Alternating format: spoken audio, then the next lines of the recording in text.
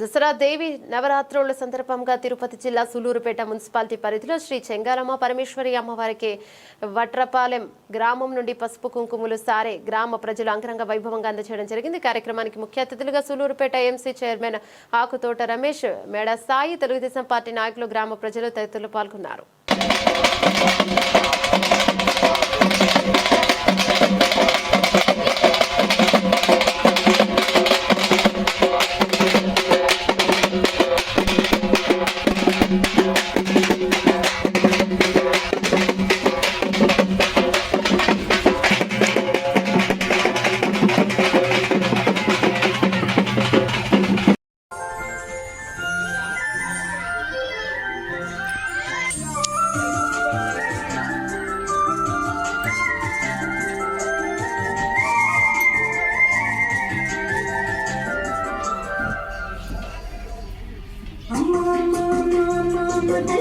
Mama,